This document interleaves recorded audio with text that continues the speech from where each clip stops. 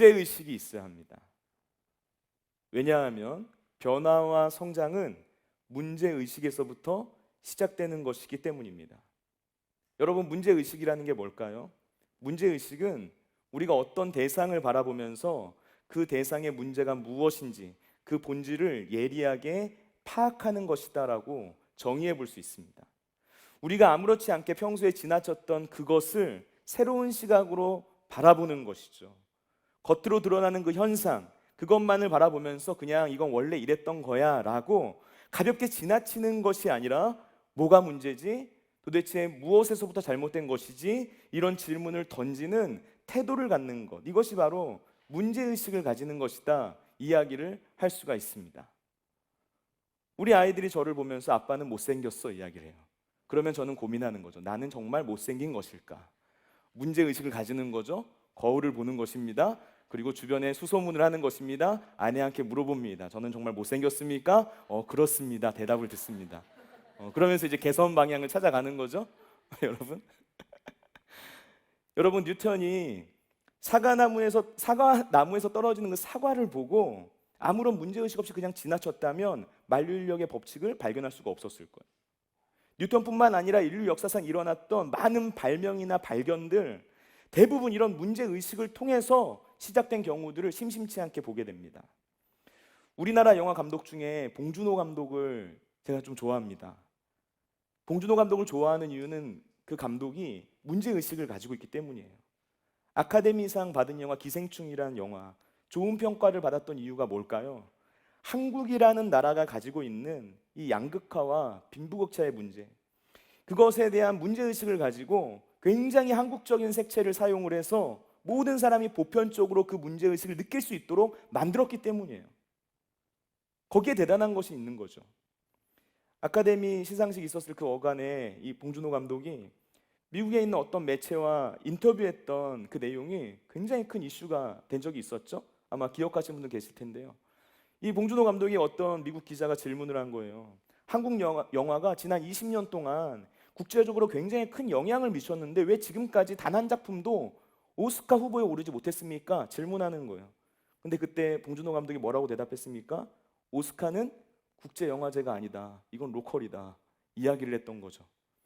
오스카가 국제영화제가 아니다. 이건 단지 로컬일 뿐이다 라는 이 생각, 이 영화제는 미국인들이 즐기는 영화제고 미국 중심의 영화제이지, 그러니까 한국 영화가 후보로 올라가지 않으면 어떻게 보면 당연한 것이다 이야기한 겁니다.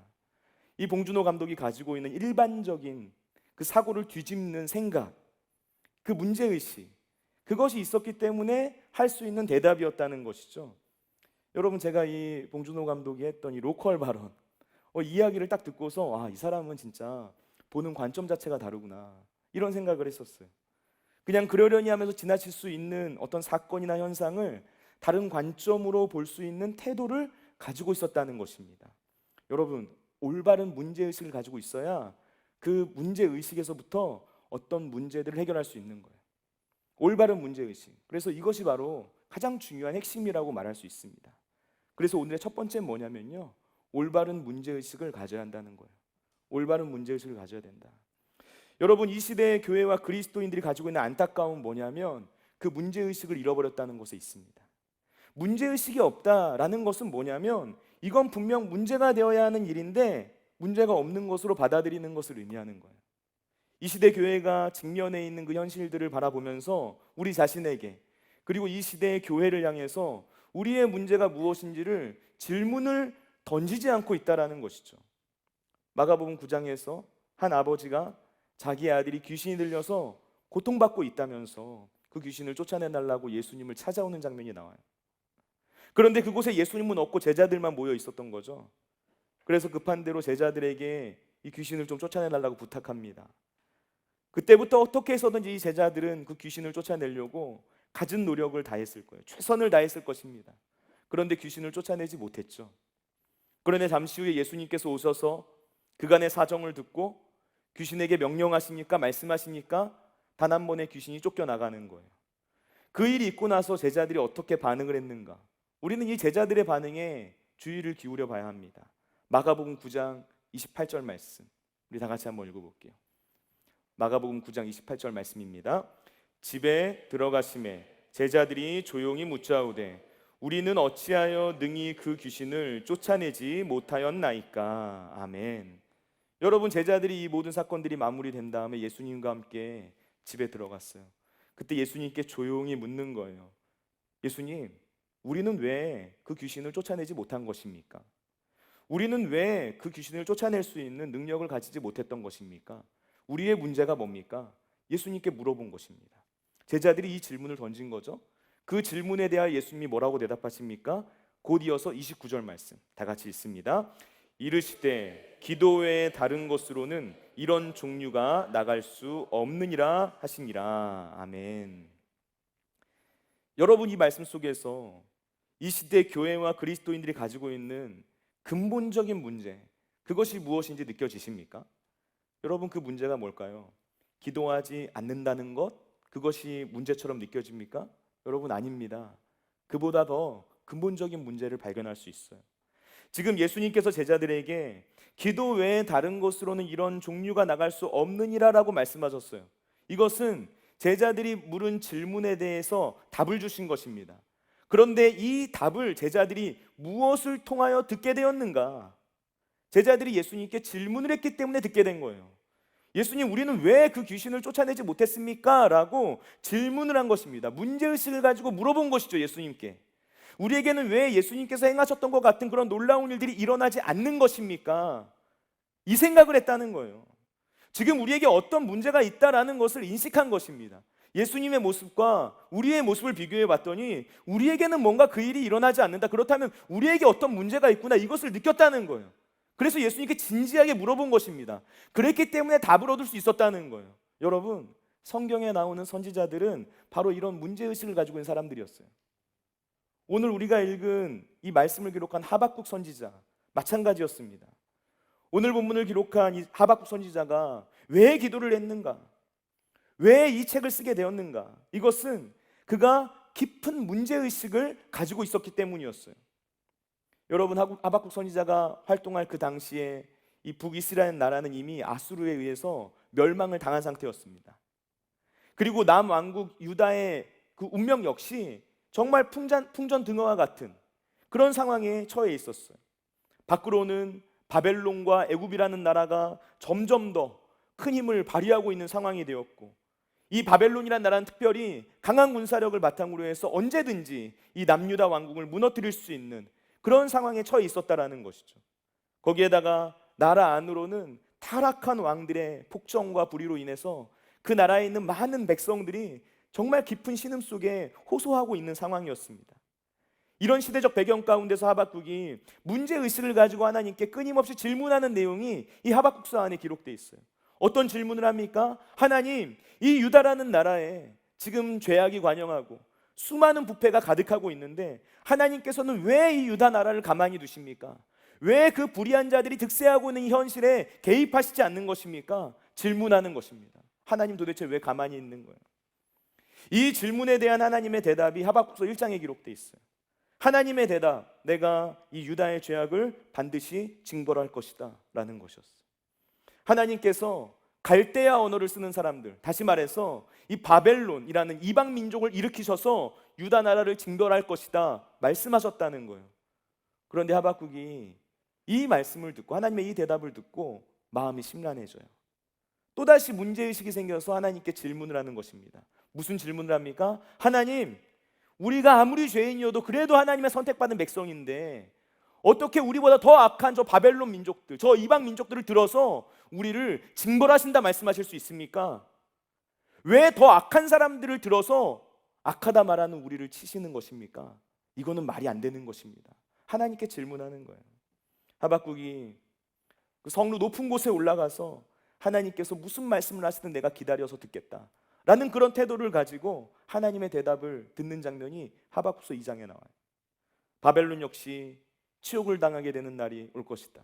이것이 하박국의 질문에 대한 하나님의 대답이었어요. 하박국은 이런 현실 가운데서 하나님의 백성이 어떻게 살아가야 하는지 하나님께 묻는 것이죠. 그때 하나님이 대답하십니다. 우리 말씀 읽어볼게요. 하박국 2장 4절 말씀 다 같이 읽습니다. 의인은 그의 믿음으로 말미암아 살리라. 아멘. 여러분, 이 유명한 말씀이 바로 여기에 나와요. 하박국 선지자는 악인이 의인들을 애워싸고 공의가 굽어져 있는 것만 같은 시대를 살아가면서 하나님께 끊임없이 질문을 던집니다. 문제의식을 가지고 질문을 던져요. 그 시대와 역사적 현실들을 바라보면서 문제의식을 느끼고 그것을 하나님께 끊임없이 질문하면서 계속해서 답을 찾아간 것이죠. 여러분, 예수님의 제자들에게도 본질적으로 바로 이런 태도가 있었어요. 예수님께 끊임없이 질문하고 그러면서 답을 찾아가는 모습, 문제의식이 있었기 때문에 가능한 일이었습니다. 여러분, 그런데 지금 이 시대의 교회와 그리스도인들에게 이런 모습들이 사라져가고 있는 것 같아요. 문제의식이 사라져가고 있다는 거예요. 성경에 나와 있는 내용과 지금 이 시대의 우리의 모습을 비교해 가면서, 그리고 하나님의 말씀과 그리고 이 시대의 교회와 그리고 세대의 모습들을 바라보면서 서로 다른 차이점으로 느껴지는 것들을 보면서 이상하게 생각하지 않는다는 거예요. 성경과 다른 모습들을 바라보면서 그걸 그냥 너무나 당연한 일로 받아들이고 있다는 것입니다. 나는 너무나도 죄가 많은 인간인데 내가 이런 세상을 살아가면서 어떻게 해야 구원을 받을 수 있겠습니까? 성경에 나와 있는 그 내용이 정말 사실입니까? 그 질문을 던지는 거, 이게 바로 문제의식입니다. 성경은 분명 믿음의 기도가 병든 자를 일으킨다라고 말씀하셨는데 왜 우리의 기도에는 그런 능력이 나타나지 않는 것입니까, 주님? 그렇다면 질문해야 되는 거예요. 하나님, 우리의 기도에는 왜 능력이 없습니까? 물어야 되는 거예요. 예배를 드리는데 그 예배가 너무나 무미건조합니까? 회심의 역사가 일어나지 않습니까? 그 예배 가운데 하나님의 임재가 느껴지지 않습니까? 그렇다면 질문해야 돼요. 하나님, 왜 우리가 드리는 예배에는 하나님의 임재가 느껴지지 않는 것 같습니까? 왜 내가 드리는 그 예배에는 하나님이 계시지 않는 것 같습니까? 질문해야 된다는 거예요. 내 신앙이 매일매일 똑같은 것들을 반복하고 있고 항상 같은 문제 앞에서 넘어지고 내 믿음이 성장하고 자라지 않는 것 같습니까? 그렇다면 질문해야 되는 거예요. 왜 하나님, 나의 삶에는 하나님의 능력이 나타나지 않는 것 같습니까? 왜 나의 믿음은 성장하지 않는 것입니까? 질문해야 되는 거예요. 전도하고 선교하는 것이 힘들고 부담스럽게만 느껴집니까? 여러분, 그럼 질문해야 돼요. 성경에 나와 있는 수많은 제자들, 그 사도들의 삶을 보면서, 하나님의 사람들의 삶을 보면서 그들에게는 왜 전도와 선교의 삶이 기쁨이고 감사였습니까?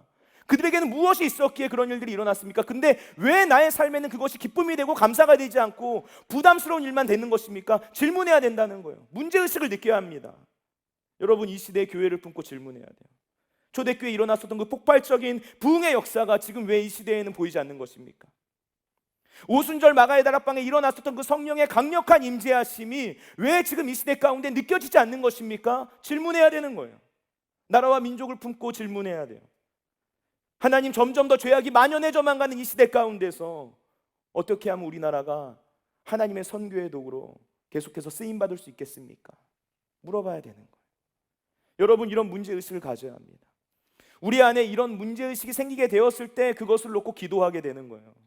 왜 우리가 나라와 민족을 위하여, 교회를 위하여, 잃어버린 그 한 영혼을 위하여 기도하지 못하는가? 그런 문제의식을 느끼지 못하기 때문에 그런 거예요. 그것은 너무나 당연한 일이 되어버렸기 때문에 그런 거예요. 우리가 그렇게 기도하기 시작할 때 하나님께서 일하시는데 우리가 그 모든 현상들을 그냥 당연한 것으로만 여기니까 기도하지 못하고, 그러니까 하나님의 일하심을 보지 못하는 것이죠. 여러분, 하박국 선지자를 보세요. 오늘 본문 말씀 상반절에서 하박국 선지자가 깜짝 놀라고 있어요. 여호와여, 내가 주께 대한 소문을 듣고 놀랐나이다 말하는 거예요. 여기서 이 놀라다라는 단어, 경외하다라는 의미를 가지고 있는 단어예요. 하나님에 대한 거룩한 두려움이 임한 거예요. 하박국 선지자가 깜짝 놀란 것입니다. 그가 깜짝 놀라고 두려워하게 된 이유, 하나님을 경외하게 된 이유, 하나님에 대한 소문을 들었기 때문에, 다시 말해서 하나님의 말씀을 들은 거예요. 그가 어떻게 하나님의 말씀을 듣게 되었습니까? 문제의식을 가지고 그 문제에 대한 하나님의 대답을 드려야겠다고 생각하고 끊임없이 기도했기 때문이었어요. 그러니까 하나님의 말씀을 듣게 된 거예요. 여러분, 우리에게 바로 이 모습이 필요하다는 것입니다. 두 번째, 주의 일이 이루어지기를 기도해야 합니다. 주님의 일이 이루어지기를 기도해야 된다. 우리 다 같이 오늘 본문 말씀 한번 읽겠습니다. 하박국 3장 2절, 오늘 본문 말씀 다 같이 읽습니다. 여호와여, 내가 주께 대한 소문을 듣고 놀랐나이다. 여호와여, 주는 주의 일을 이 수년 내에 부응하게 하옵소서. 이 수년 내에 나타내시옵소서. 진노 중에라도 긍휼을 잊지 마옵소서. 아멘. 여러분, 오늘 본문 말씀 성경에서 부흥이라는 단어가 처음으로 등장하는 부분이에요. 의외로 성경에서 이 부흥이라는 단어가 많이 등장하지 않습니다. 이 하박국서 2장에서 처음 등장해요. 하박국이 하나님의 택함 받은 백성인 이스라엘, 이 남유다 왕국, 이 나라가 이방 민족 바벨론에 의해서 지배를 당하게 될 것이다 라는 하나님의 말씀을 듣게 되는 거예요. 그리고 나서 하나님과 변론을 펼칩니다. 그러다 마침내 하나님의 방법과 뜻, 그러니까 바벨론을 통해서 유다가 멸망당하는 것, 이것이 이 민족을 살리기 위한 유일한 길이다 라는 것을 깨닫게 되고, 그 일이 속히 이루어지기를 하나님께 간구하는 내용, 그게 바로 이 하박국 3장 2절 말씀이에요. 여러분, 그런데 오늘 본문 말씀 보세요.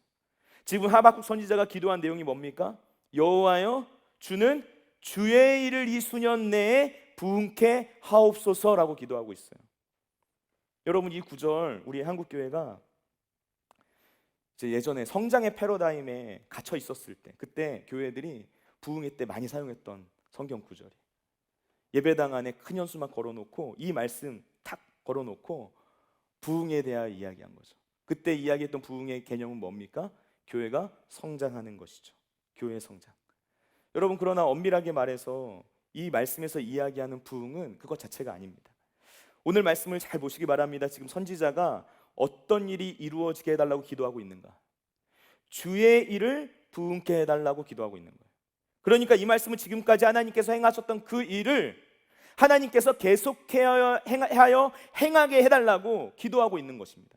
그리고 그 일이 무엇입니까? 남유다가 바벨론에 의해서 망하게 되는 일이에요. 그리고 그 바벨론이 하나님에 의해서 무너지게 되는 일입니다. 그리고 그 백성들이 다시 고국 땅으로 돌아오게 되는 일. 그래서 그 이스라엘 백성들이 하나님을 향하여 경외심을 갖고 하나님을 온전히 예배하게 되고 그 백성들이 새롭게 되는 것, 그것을 의미하고 있는 거예요.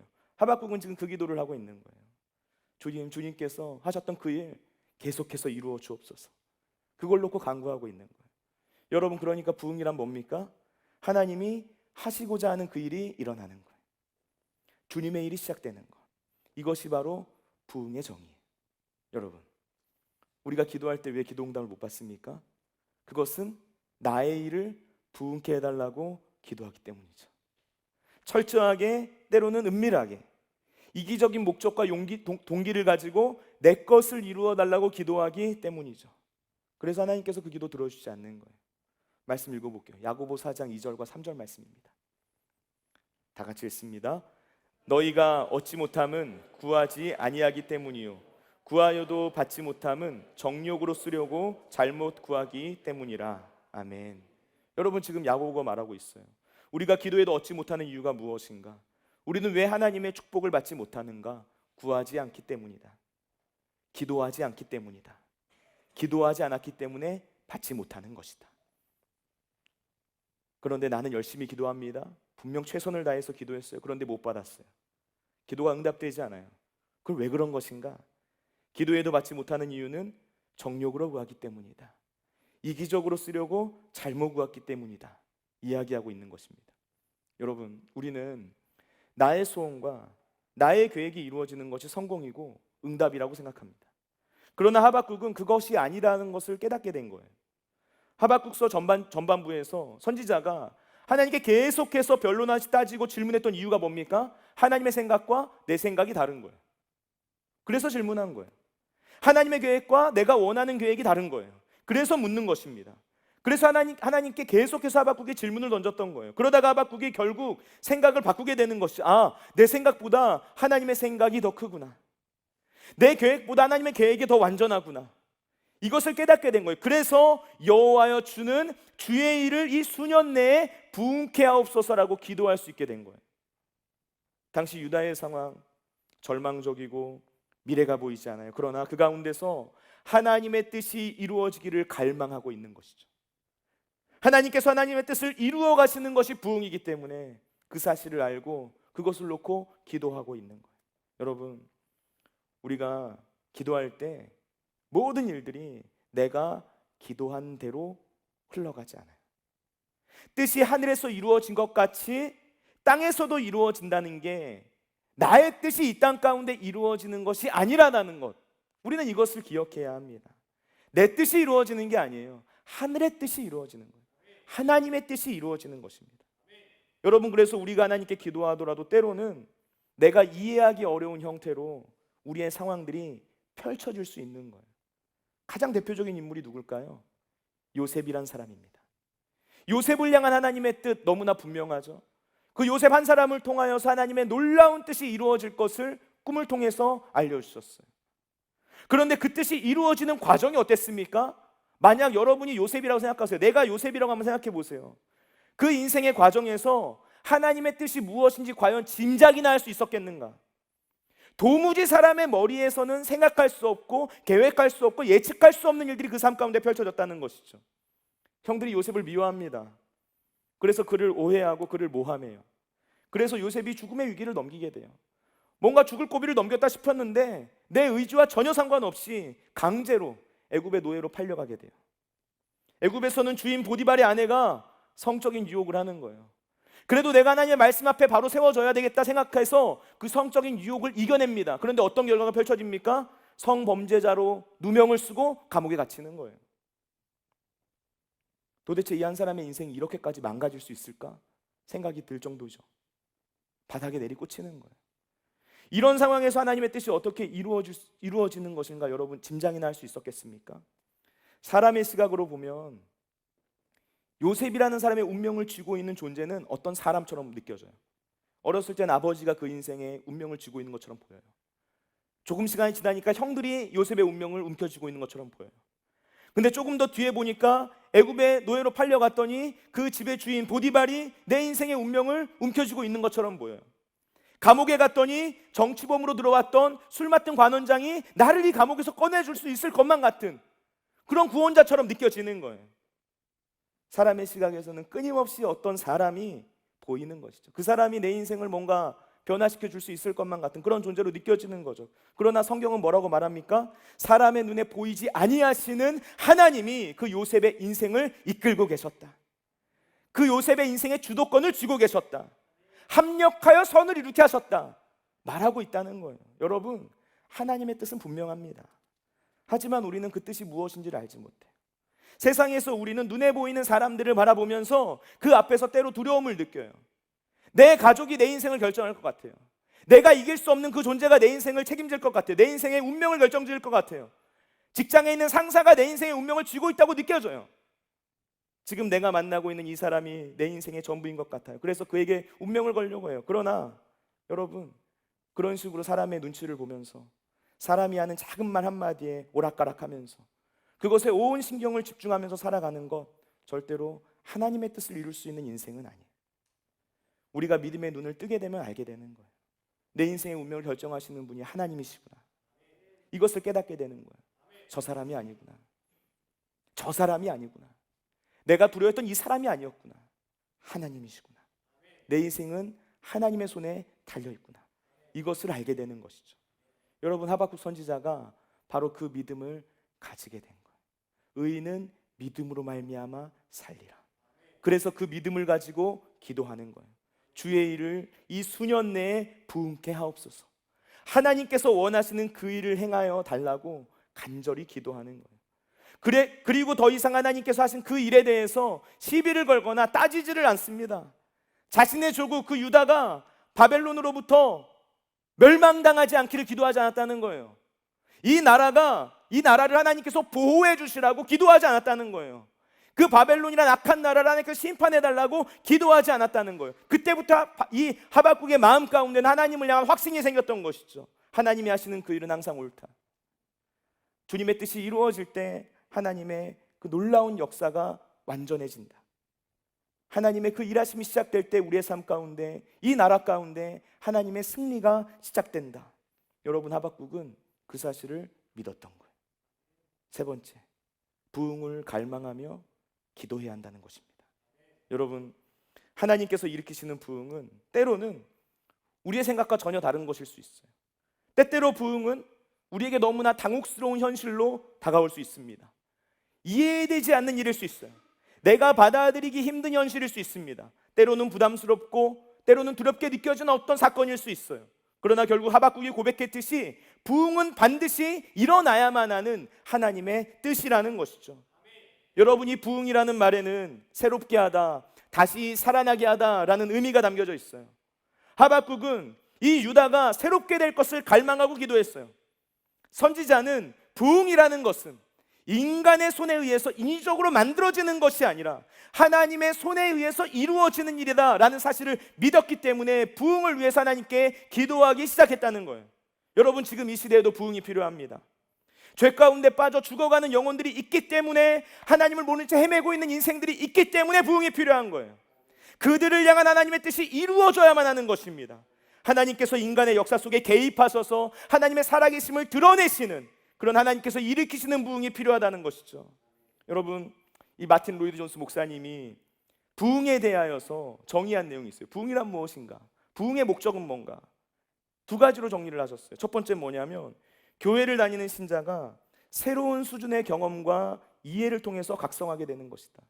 그러니까 교회를 다니지 않는 사람이 아니라 지금 여러분처럼 이미 교회를 다니고 있는 사람들, 내가 예수님을 믿고 있다라고 고백하는 사람, 그 사람들이 이전과 다른 신앙의 차원으로 도약하게 되는 걸 의미하는 거예요. 각성하게 되는 거. 이거 첫 번째다. 두 번째 부흥은 무엇이냐? 교회를 다니지 않는 사람들이 교회로 돌아오게 되는 것이다. 그들이 자신들의 죄를 회개하고 하나님을 내 인생의 구주로 영접하고 예수 그리스도의 십자가 앞에 엎드리게 되는 사건들이 일어나게 되는 것이다 말하는 거예요. 교회를 다니고 있던 사람들, 하나님의 말씀이 담고 있는 그 진리를 새로운 차원으로 이해하게 되고 그 하나님의 임재를 경험하면서 하나님 앞에 엎드려지는 거예요. 예수님을 믿지 않던 사람들, 그 살아계신 주님을 인격적으로 만나고 실제적으로 만나고 경험하게 되는 거예요. 그래서 나의 죄를 회개하고 하나님의 보좌 앞으로 나아가고 그 복음의 능력 앞에 엎드려지게 되는 것이죠. 여러분, 우리는 이 부흥을 갈망하고 있습니까? 내 뜻이 아니라 주님의 뜻이 이루어지기를 갈망하고 있습니까? 여러분, 부흥을 원한다라고 우리가 입술로 고백하지만 정작 가슴 깊이 갈급함을 가지고 부흥을 갈망하지 않는 모습이 우리 안에 있더라고요. 한 달 전쯤부터 제가 기도하는 자리에서 이 마음을 하나님께서 깨닫게 하시면서 책망하시는 것도 같고 내가 너무 부족한 것 같고 그 마음 앞에 하나님께 엎드리는 시간들이 있었어요. 여러분, 주기도문의 기도와 내가 하고 있는 기도를 한번 비교해 보세요. 나의 주된 간구는 무엇인가? 주기도문이 어떤 간구로 시작합니까? 하늘에 계신 우리 아버지요, 하늘에 계신 그 하나님을 바라보며 하나님을 부르면서 고백하는 거예요. 아버지의 뜻이 하늘에서 이루어진 것 같이 땅에서도 이루어지기를 원합니다. 아버지의 뜻이 이루어지기를 구하고 있는 거예요. 근데 우리의 기도는 어떤가요? 나의 뜻이 이루어지기를 원하는 기도로 가득 채워져 있어요. 나에게 잃어버린 한 영혼의 가치는 무엇인가? 여러분, 질문해 봐야 돼요. 내 주머니에 5만 원이 있어요. 그 5만 원을 길에 가다가 잃어버렸어요. 그럼 그때부터 어떤 기도가 나와요? 그 5만 원 찾게 해달라는 간절한 기도가 나오기 시작해요. 그런데 우리가 잃어버린 한 영혼을 향한 기도가 그 5만 원 지폐 찾는 간절함보다도 못한 마음으로 기도할 때가 있더라고요. 그걸 깨닫게 하시더라고요. 조금 더 내가 누리고 싶은, 아직은 버리고 싶지 않은 그런 시간들 때문에 기도하지 못해요. 주님의 뜻을 위해. 내가 더 얻고 싶은 어떤 소유가 있기 때문에 주님의 뜻을 위해 기도하지 못하는 거예요. 내가 하나님보다 더 사랑하는 어떤 사람 때문에 그런 관계가 있어서 하나님의 뜻을 기도하지 못하는 거예요.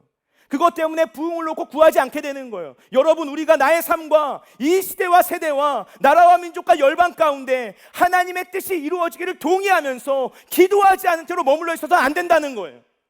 하나님의 뜻은 저 뒤에 내버려둔 채 게으름과 무관심함과 이기심으로 욕심으로 지내다 보면 성령께서 탄식하시는 거예요.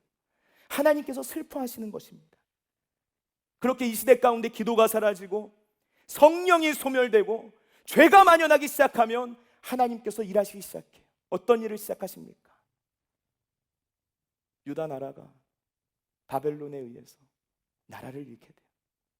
그리고 그들이 하나님 앞에 엎드리는 시간을 가져요. 그들의 삶 가운데 하나님의 심판이 임하고 그것을 통하여서 하나님을 다시 구하게 되는 일들이 나타난다는 거예요. 여러분, 지금 이 나라와 이 민족과 이 시대가 바로 그러한 상황 앞에 직면해 있다는 사실을 우리는 볼 수 있어야 되는 거예요. 여러분, 부흥은 우리가 만들어내거나 사고팔 수 있는 성격의 것이 아닙니다. 부흥은 성령의 불이 내려와야 되는 거예요. 하나님만이 하실 수 있는 주권적인 역사입니다. 우리가 할 수 있는 것, 이 시대와 세대 가운데, 이 나라와 민족 가운데, 우리 교회와 공동체 가운데 하나님의 불을 내려달라고 간절히 기도하는 것뿐이에요. 갈멜산의 엘리야가 그랬던 것처럼 제단은 누구나 쌓을 수 있어요. 모든 사람이 제단을 쌓을 수 있습니다. 그러나 불을 내리시는 분은 누구인가요? 오직 하나님만 그 불을 내리실 수 있는 거예요. 그래서 우리가 함께 연합하여서 끊임없이 하나님의 나라를 중심으로 그 나라를 향한 갈망을 가지고 기도를 올려드려야 되는 거예요. 소수가 모이더라도, 적은 수가 모이더라도 이 공동체 가운데 하나님의 영광을 구하는 기도를 해야만 하는 거예요. 그 기도의 자리를 통하여서 하나님의 역사가 시작되기 때문이죠. 여러분, 중요한 것은 기도하는 사람이 얼마나 많이 모이느냐 하는 이 숫자의 문제가 아니라 우리가 어떤 기도를 하고 있는가, 기도의 성격, 기도의 내용이에요. 팀 켈러 목사님이 부흥을 가지고 있는 기도의 특징을 3가지로 이렇게 정리를 했어요. 화면 한번 보여주시겠어요? 첫 번째, 죄를 고백하고 우리를 낮출 수 있는 은혜의 강구다. 두 번째, 교회가 살아날 것에 대한 열정과 잃어버린 자를 찾고자 하는 연민이다. 그리고 세 번째, 하나님을 알고자 하는 열심과 하나님의 얼굴을 보고 그 영광을 맛보려는 갈망이다. 여러분, 이 기도의 내용들을 보세요. 우리의 기도가 하나님의 부흥을 가져오는 그 강구들로 가득 차 있는가? 내 기도가 어떤 강구로 주님 앞에 나아가야 하는 것일까? 고민해 봐야 되는 거예요. 오늘 본문에서 하박국이 기도하면서 그 부흥이 언제 일어나기를 기도하고 있습니까? 주의 일을 수년 내에 나타나게 해달라고 기도하고 있는 거예요. 2번이나 반복해서 이 이야기를 하고 있습니다. 언젠가 먼 미래에 내가 그 부흥을 보게 될 것이라는 어떤 막연한 기도를 하고 있는 것이 아니에요. 과거에 일어났던, 옛날에 있었던 어떤 영광스러운 그 추억을 기억하면서 기도하고 있는 것이 아닙니다. 하박국이 기도하고 있는 이것은 지금 우리의 눈으로 보게 해달라는 것입니다. 지금 이 시대가 하나님의 부흥을 볼 수 있게 해달라는 간구라는 거예요. 이 시대와 세대가 하나님의 부흥을 보게 하여 주옵소서. 하나님의 일하심을 보게 하여 주옵소서. 하나님의 살아계심과 그 주님의 임재 앞에 엎드려지게 하여 주옵소서. 주님 속히 그 일을 이루어 주옵소서. 그 실제적인 간구를 하고 있다는 것입니다. 여러분, 부흥은 곧 다시 살아나기 위해서는 우리는 하나님의 긍휼을 구해야만 하는 거예요. 그래서 하박국은 부흥을 구하면서 진노 중에라도 긍휼을 잊지 마옵소서라고 기도하고 있습니다. 여러분, 이 하박국이라는 이름의 뜻은 껴안는 자, 매달린 자라는 뜻을 가지고 있어요. 하박국은 나에게 능력이 없다는 걸 알고 있었어요. 부흥을 일으키시는 분은 하나님이시라는 사실을 알고 있었습니다. 그래서 하박국은 하나님의 긍휼을 구했던 거예요. 하나님을 향해서 이 죄악된 이 백성들을 불쌍히 여겨달라고 간절하게 매달리기 시작하는 것이죠. 하나님의 품으로 달려드는 거예요. 하나님을 꽉 껴안는 거예요. 주님, 우리를 불쌍히 여겨달라고. 주님, 우리를 불쌍히 여겨달라고. 우리 가운데 부흥을 이루어 주시라고. 주님의 뜻을 구하여 하나님을 향하여서 나아가고 있다는 것입니다. 주님의 뜻을 행하여 달라고.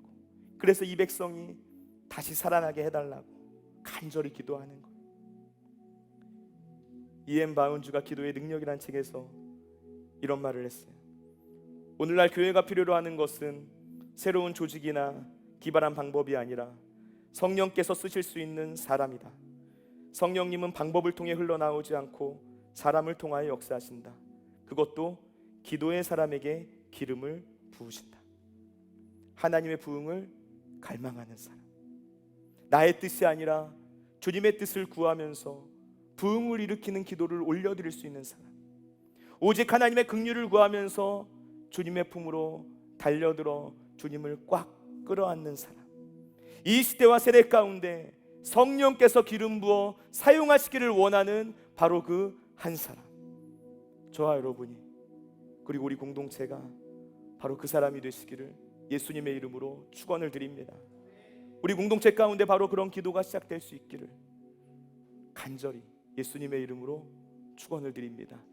우리 그 마음을 가지고 함께 기도하기를 원하시는 분들 다 같이 자리에서 일어서서 기도하기를 원합니다. 이 시간 이렇게 기도합시다. 살아계신 성령 하나님, 이 시간 우리 가운데 임재하여 주옵소서. 잃어버린 자들을 향한 하나님의 긍휼의 마음을 품게 하여 주옵소서. 나의 뜻이 아니라 주님의 뜻을 구하며 기도할 수 있도록 역사하여 주옵소서. 하나님의 나라를 갈망하며 주님의 뜻이 이루어지기를 간절히 바라며 하나님의 긍휼을 구하며 이 시대와 세대와 민족과 열방을 품을 수 있는 하나님의 사람들이 되게 하여 주옵소서. 우리 다 같이 그 믿음과 마음을 가지고 주님 세원 부르고 통성으로 기도하겠습니다. 주여